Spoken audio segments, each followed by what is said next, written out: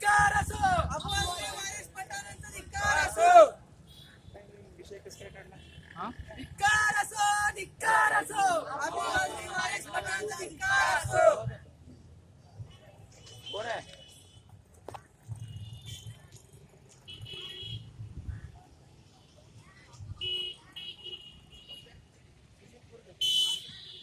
भारतीय विद्यार्थी सेनेकडून आज जे आमदार अबुआजमी आणि वारिस पठाण यांच्याकडून जे बेजबाबदारपणे वक्तव्य झालेलं आहे त्याबद्दल त्यांचा निषेध आज आम्ही इथे नोंदवलेला आहे.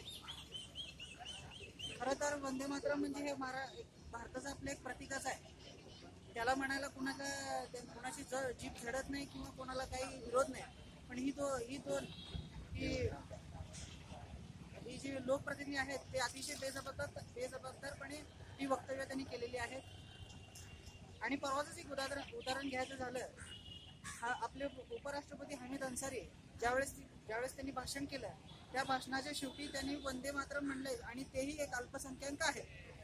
त्यांची कशी काय, त्यांना कसं काय म्हणजे काय झालं नाही, ह्या दोघांना जाताच कसं काय या वंदे मातरमचा जे विरोध करू वाटला आणि का हिंदू आणि मुस्लिमांचा एक तेढ निर्माण करण्यासाठी ही दोघं ही लोकप्रतिनिधी या समाजामध्ये तेढ निर्माण करण्यासाठी ही जी बेजबाबदार वक्तव्य आहे ती करत आहे.